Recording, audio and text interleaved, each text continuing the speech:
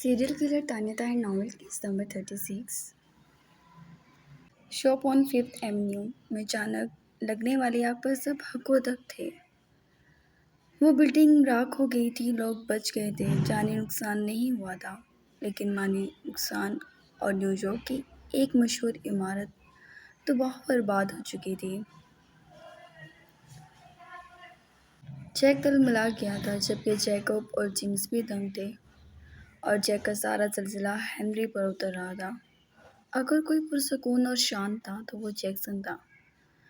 वो ना एली से बात कर रहा था और ना ही एली उसके पास आई थी। जैक्सन ने भी मुंह नहीं लगाया और दूसरी तरफ न्यूयॉर्क में होने वाले अचानक हादसे पर सब जैसे सर जोड़कर बैठ गए थे कि आखिर किसने किया है। कि दुश्मन भी परेशान थे कि ये क्या हुआ है। तुम्हें कुछ खबर नहीं है, हो क्या रहा है? जैक दौड़ा जबकि जैक्सन कॉफी का मग लबों से लगाए दीवार का सहारा लिए खड़ा उन सबको देख रहा था। दादा, मुझे क्या पता किसने आग लगाई है, मैं कर रहा हूँ ना कुछ, वो आजी सा बोला। सर, जैक सर थम गया। जैकब, जेम्स, जॉर्डन, मार्क सब परेशान थे। दूसरी तरफ जैक्सन ने सर नफी में हिलाया और वहाँ से चला गया। तुम क्या चाहते हो? अचानक जैसे जैक के कानों में ये अल्फाज गूंजे। तबाही। एक लफ्ज़ी जवाब पर उसने सर झटके से उठाया। सामने जैक्सन वहाँ से जा रहा था। जैक हैरानगी से उसे देख रहा था। नहीं, वो ऐसा नहीं कर सकता। उसे यकीन ना आया। इस धमाके के होने के ऐन 10 मिनट बाद, जब अभी सब ये सोच रहे थे कि ये किसने किया है, ये और कौन है, जब सब हाथ खड़े कर चुके थे, एक और धमाका हुआ और कौरंगी हाल तबाह हो गया। और इस वक्त उसमें 50,000 से ज़ायद लोग बैठे शो देख रहे थे, जिनमें से चंद माजूर हो गए और चंद ज़ख्मी हो गए, लेकिन अभी तक मरा कोई नहीं था। यानी जिसका भी मकसद था सिर्फ बिल्डिंग्स तबाह करना था। करंगी हाल का तबाह का धमाका जिसे पूरे न्यूयॉर्क को बिलबला कर रख चुका था। जैक बिल्कुल खामोश हो गया था। उसके पास मुसलसल फ़ोन कॉल्स थी कि जब तक पार्कर यहाँ था तब ऐसा कुछ नहीं हुआ, तो अचानक जैक रोबो के आने के बाद इतने बड़े बड़े हादसे कैसे हो रहे थे? कौन था जो जैक रोबो से टक्कर ले रहा था? घर का हर मर्द जैसे दीवाना हो गया था। पर हेज़ल और एली एक रूम में थी।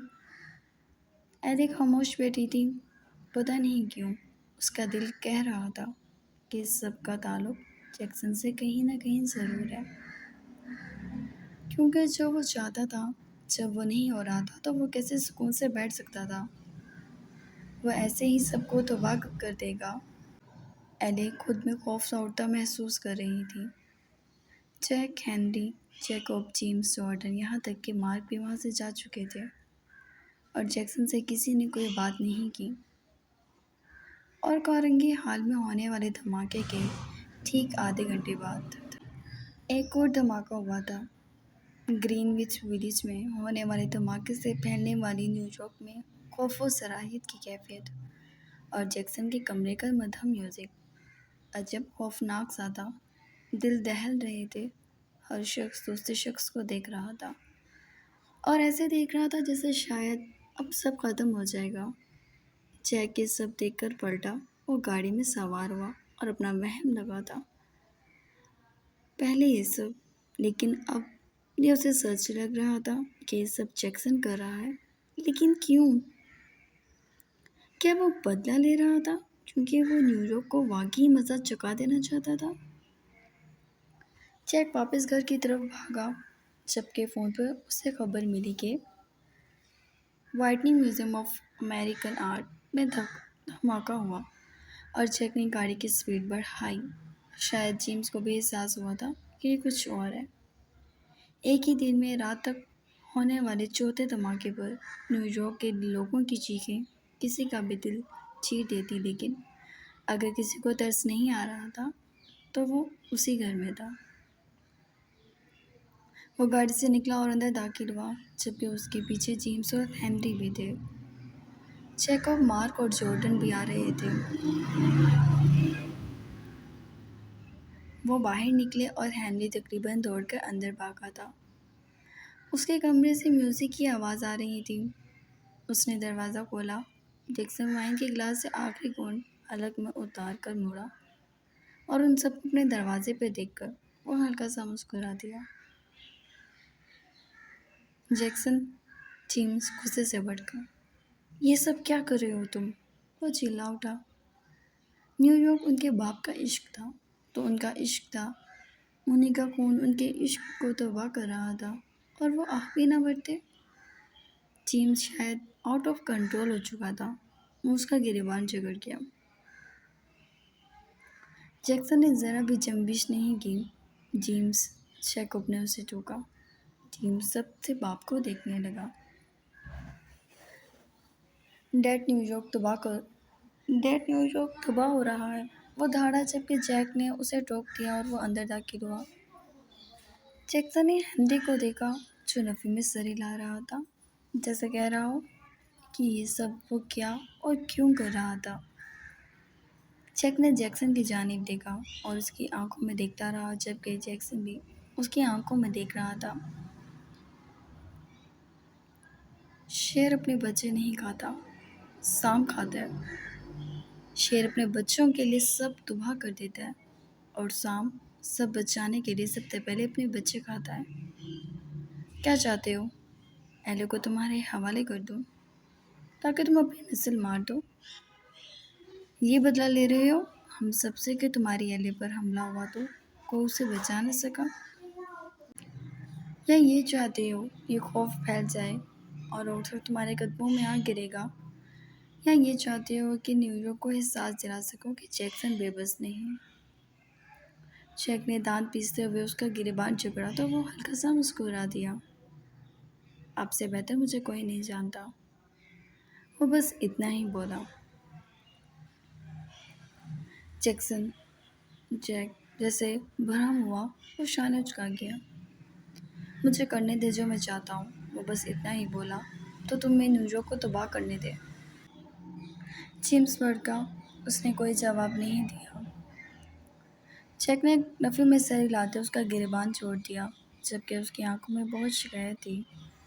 جیکسن نے ان سب کو وہاں سے نکلتے ہوئے دیکھا اور سکون سے بیٹھ گیا۔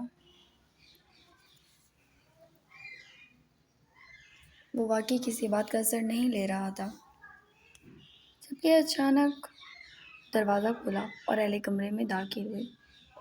جیکسن نے اسے چاہت سے دیکھا۔ وہ جانتا تھا اس سب کے بعد کنویں کے مینڈک کی طرح ایک ایک کر کے نکل کے سب اسی کے پاس آئیں گے۔ اس نے دروازہ بند کیا۔ جیکسن مسکرا دیا۔ ابھی تو چند دھماکے ہی ہوئے تھے، سب لائن پر آ گئے تھے۔ وہ مدھم مسکراہٹ سے اسے دیکھ رہا تھا اور دوسری طرف ایلے بھیگی ہوئی آنکھوں سے اسے دیکھتی۔ اس کے بلانے پر اس کے پہلو میں بیٹھ گئی۔ جیکسن نے ہاتھ سے ہی اسے اپنے اوپر کھینچ لیا۔ ایلے سر جھکائے رونے لگی۔ کیا ہوا ہے؟ وہ اس کے آنسو صاف کرتا سوال کر رہا تھا۔ لوگ مر رہے ہیں جیکسن، وہ تڑپ سی گئی۔ کوئی نہیں مرا، ساری خبر ہے میرے پاس، اس نے لاپرواہی سے کہا۔ لیکن آپ لوگوں کو زخم دے رہی ہیں، وہ بولی جبکہ جیکسن نے اچانک ہی اس کے بالوں کو مٹھیوں میں جکڑ لیا اور ایلے سسک سی گئی۔ اس کے چہرے پر چٹانوں سی سنجیدگی تھی۔ اس سے پہلے وہ کچھ بولتا کہ ایلے بول اٹھی۔ جیکسن، ہم اس بچے کو مار دیں گے۔ پلیز آپ لوگوں کو مت ماریں۔ ہم سے کوئی بھی آپ کے خلاف نہیں چلے گا۔ جو آپ کہیں گے وہی ہوگا۔ میں خود ہی جاؤں گی، میں خود ختم کروا دوں گی۔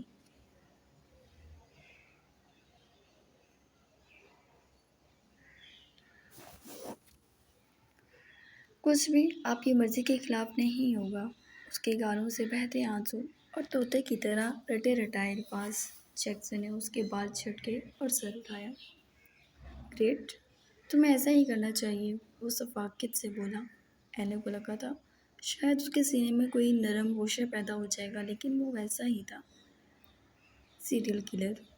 وہ اس کی آنکھوں میں دیکھتی ہلکی آواز میں بول گئی، جبکہ اس کے اوپر سے ہٹ کر کھڑا ہونا چاہا۔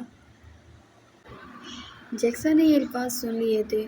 وہ دور ہو گئی، معلوم نہیں اسے کس بات پر رونا آ رہا تھا۔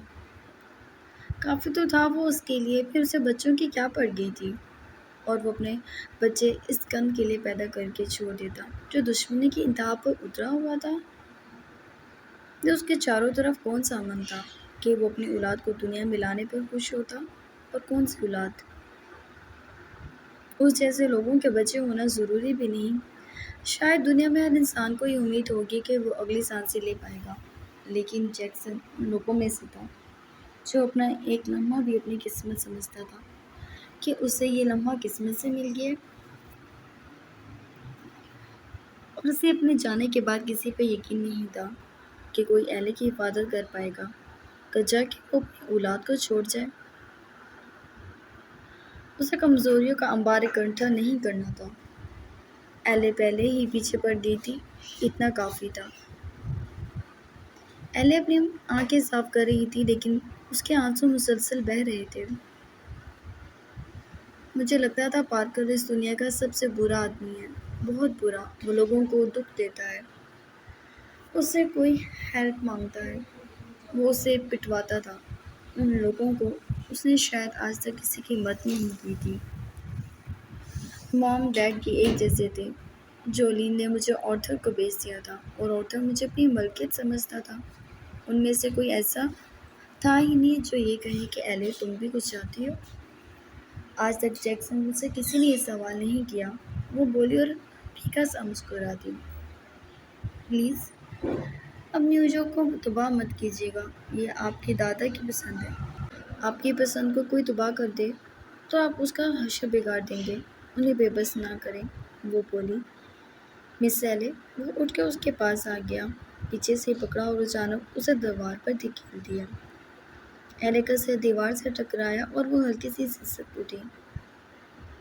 جیکسن نے اسے بالکل دیوار سے لگا دیا اور اس کی شرٹ کو پیچھے سے پھاڑ دیا، یہاں تک کہ اس کی شفاف کمر اور اس کمر پر سجے نشان جیکسن کو دکھ رہے تھے۔ اس نے وہ بال سارے اپنی مٹھی میں پکڑے جو اس کی کمر پر رینگ رہے تھے، اور ریشمی بال اپنی مٹھی میں قید کر کے بالکل اس پر کر دیے، بالکل اوپر کر دیے۔ این اس کے پیچھے کھڑا وہ اس کی کمر، اس کے آتے دکھتے چہرے کو دیکھ رہا تھا۔ تمہیں ایسا کیوں لگ رہا ہے کہ یہ سب میں تمہاری وجہ سے کر رہا ہوں؟ نیو یارک کو تباہ تمہاری وجہ سے کر رہا ہوں۔ نیو یارک میں ہونے والے دھماکوں کے پیچھے وجہ تم ہو۔ نہیں، بالکل نہیں، تم غلط سمجھ رہی ہو۔ اس نے اپنی انگلی اس کی کمر پر رکھی، اور وہ انگلی آہستگی سے رونگتی ہوئی اس کی گردن تک آ گئی۔ ایلے نے مڑنا چاہا، مگر جیکسن نے ہلنے بھی نہیں دیا۔ وہ جھکا، اس کی نازک کمر میں ہاتھ ڈال کر اس کے شانے پر جھک کر اپنے دانت اس کے شانے میں گاڑ گیا۔ ایلے تلملائی، جبکہ وہ اپنے کام میں مگن رہا۔ جیکسن، مجھے درد ہو رہا ہے، وہ رو پڑی۔ جیکسن نے چہرہ اٹھایا، اس کے رونے کی ہلکی ہلکی آواز اور اس کی بے بسی پر وہ ہلکا سا مسکرایا، اپنا انگوٹھا اس گہرے نشان پر پھیرا جو کافی خوبصورت لگ رہا تھا اس کی کمر پر، اور اس کا رخ اپنی سمت جھٹکے سے موڑ لیا۔ ایلے، اس نے دونوں ہاتھوں میں اس کا چہرہ تھام لیا۔ مجھ پر ایسی باتیں اثر نہیں کرتی، so don't try to blackmailing me, but I am sorry میں نے تمہیں مشکل میں ڈال دیا۔ اگلی بار تم ایسی مشکل کا شکار کبھی نہیں ہوگی، آئی پرومس۔ وہ اس کی بیلی پر ہاتھ رکھتا بولا۔ جیکسن پلیز، وہ آخری بار کوشش کرتی اس کے آگے ہاتھ جوڑ گئی۔ جیکسن نے غصے سے اس کے بالوں کو مٹھیوں میں جکڑا اور اس کی ساری شرٹ پھاڑ کر پھینک دی۔ تمہیں سمجھ نہیں آتی ایک بات؟ وہ اسے گھسیٹ کر بیڈ تک لایا۔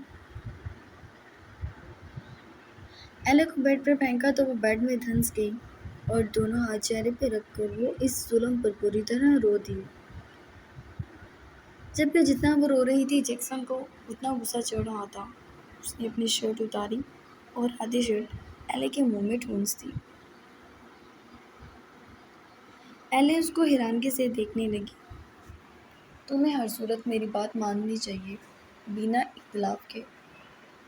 وہ اس کی گردن پہ جھکا۔ ایلے نے آنکھیں بند کر لی۔ پرنسس، نیو یارک میں تو دھماکہ ہوگا ہی، اور ابھی آخری دھماکہ رہتا ہے۔ نہیں، وہ بولنے کی کوشش کرنے لگی۔ جیکسن نے مسکرا کر نگاہ اٹھائی اور گھڑی میں وقت دیکھا۔ رات کے 9 بج رہے تھے۔ ایلے نے بھی ٹائم دیکھا اور سے سخت سی گئی۔ وہ جیسے مچھلی کی طرح تڑپی، اس کے شانوں پہ تھپڑ برسا دیے۔ جیکسن مسکرا کر اس کے دونوں ہاتھوں کو قابو میں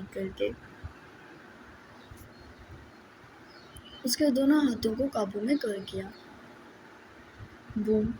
وہ ہلکا سا اس کے کان کے قریب بولا اور ایلے جیسے ٹھنڈی پڑ گئی، اور جیکسن اس کی گردن پر جھکا، اس کی گردن پر وہ نشان سجا رہا تھا۔ ایلے کا رسپانس نہیں پاتے اس نے ایلے کی جانب بڑھ کر دیکھا۔ اس کے منہ سے شرٹ کھینچی اور اس کے لبوں پر جھکا جو خشک سے ہو رہے تھے۔ I want your response, otherwise۔ وہ رکا اور ایلے نے جیسے ڈر کر بالکل پہلے کی طرح اس کی گردن میں بازو ڈال کے اور اس کو کی مرضی کا رسپانس دینے لگی، جبکہ جیکسن مسکرا دیا۔ ایلے کو باہوں میں سختی سے بھرے وہ ہر حد پار کر رہا تھا۔ ایلے رونے لگ گئی تھی، اسے بالکل پرواہ نہیں تھی۔ جیکسن پر کسی بات کا اثر نہیں ہو رہا تھا، وہ شفاف بن رہا تھا، لیکن ایلے پر محبت برسانا اپنی ذمہ داری سمجھتا تھا۔ ایلے نگاہیں بند کر گئی۔ وہ اپنی مرضی سے اپنے وقت کو اسے حاصل کر کے ہٹا تھا۔ ایلا آنسو بھری نگاہیں بند کر گئی۔ جیکسن نے آنسو صاف کیے تھے اس کے۔ میرے مرنے کے بعد ہونا، جب تمہیں اور تمہارے اس بچے کو پالنے والا اور حفاظت کرنے والا کوئی نہ بچے۔ وہ کہہ کے اسے گال پر تھپڑ لگاتا اس سے دور ہو گیا۔ ایلے نے جھٹکے سے آنکھیں کھولی، بلینکٹ خود پر کھینچا اور اپنے وجود کو سنبھالتی اٹھ بیٹھی۔ وہ شرٹ پہن رہا تھا۔ ایلے سمجھ نہیں سکی تھی۔ کیا مطلب؟ وہ بولی۔ مطلب تم جانتی ہو، میرا فون چلانے کی ضرورت نہیں۔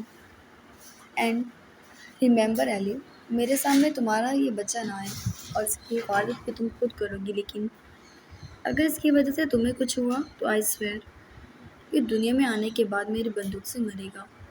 اس نے انگلی اٹھا کر کہا۔ ایلے روتی ہوئی آنکھوں سے مسکرا دی۔ وہ مان گیا تھا، وہ اس کی بات مان گیا تھا، اور یہ مت سمجھنا میں نے ہار مانی ہے۔ یہ جو تمہارا بلا وجہ کا رونا دھونا ہے، یہ مجھے اریٹیٹ کرتا ہے۔ اس کی خوشی دیکھ کر سر جھٹک کر وہ بولا اور باہر نکلنے لگا۔ ایلے دوڑ کر اس تک پہنچی۔ بلینکٹ اب بھی اس پر ہی تھا، جبکہ آدھا زمین پر پھیلا ہوا تھا۔ وہ جلدی سے دروازے کے سامنے آ گئی۔ جیکسن نے رک کر سوالیہ نظروں سے اسے دیکھا۔ تھینک یو، وہ بولی، آنکھیں صاف کر لیں، آنکھیں چمک اٹھیں۔ جیکسن کو سخت زہر ہی لگی جب وہ کسی اور کو لے کر خوش ہو رہی تھی۔ اس نے اسے بنا جواب دیے دور دھکیلا، جبکہ ایلے نے زبردستی اس کی گردن میں بازو ڈال دیے۔ جیکسن کے لیے ایک دم منظر تھم گیا جب وہ خود سے اس کی سمت بڑھی، بنا پرواہ کیے کہ وہ بلینکٹ اس کے پاؤں میں گرا بے وقت ہو رہا تھا۔ بیبی گرل، مجھے دادا سے ملنا ہے۔ وہ جھٹکے سے اسے اٹھا کر اس کی کمر دیوار پر مارتا غصے سے بولا۔ کل مل لینا، وہ بولی، اس کی گال پر جھکی۔ جیکسن نے سب سے خود کو روکا، اسے چند لمحے دیکھتا رہا اور پھر وہ اس کے لبوں پر جھکا، اس کی سانسوں کو ناہموار کر دیا۔ لیکن مجھے ابھی جانا ہے، اور اچانک ہی اسے دور جھٹک کر وہ وہاں سے نکل دیا۔ جبکہ ایلے نے خود کو بلینکٹ میں لپیٹ لیا اور خوشی سے بیڈ پر اچھلنے لگی۔ جتنا وہ خوش تھی، اتنی خوشی تو اسے کوئی دے بھی نہیں سکتا تھا، جیکسن کے علاوہ۔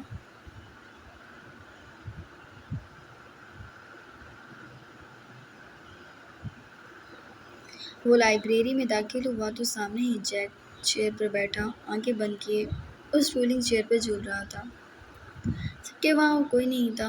اس نے جیک کے سامنے ایک فائل پھینک دی۔ جیک نے آنکھیں کھول کر اسے دیکھا۔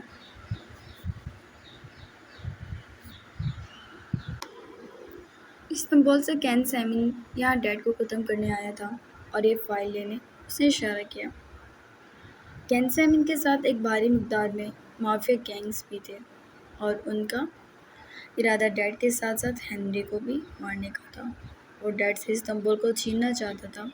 میں کوئی مہان انسان نہیں ہوں کہ میں نے ڈیڈ اور ہنری کو بچا لیا، کیونکہ کین سیمن سمیت اس کی مافیا کا کتا بھی مر چکا ہے۔ کین سیمن مافیا کا نام بھی نہیں رہا اب۔ آپ لوگوں کی توجہ نہیں تھی تو میں نے یہ کام کر دیا۔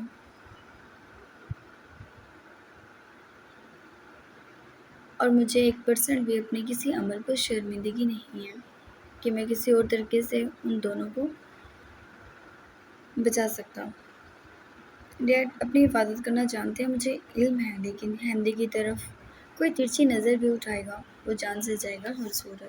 اس نے شانے اچکائے۔ یہ آپ کی نیو یارک دوبارہ بن جائے گی۔ میرے لیے ہنری دوبارہ نہیں آئے گا۔ تو اسے پاگل پن سمجھے یا کچھ بھی، میں آپ کے لیے نیو یارک کا نام و نشان بھی مٹا سکتا ہوں، لیکن مجھے نیو یارک میں دلچسپی نہیں ہے۔ سمجھ تو آپ گئے ہوں گے۔ اب بھی مجھ پر بھڑکنا چاہتے ہیں تو اولڈ مین شوق پورا کر سکتے ہیں۔ ون اینڈ لاسٹ تھنگ، اس نے جیسے حتمی بات کی، میں ایلے کے بچے کو ہر ممکن کوشش کروں گا مارنے کی، لیکن وہ بچ گیا، اور ایلے کو اس کی وجہ سے نقصان ہوا تو میں کسی کو نہیں چھوڑوں گا۔ دونوں باتیں واضح کر کے وہ وہاں سے چلا گیا، جبکہ جیک اس کی کارکردگی اور اس کے الرٹ ہونے پر حیران ہونا تو نہیں چاہتا تھا، مگر ہو گیا تھا۔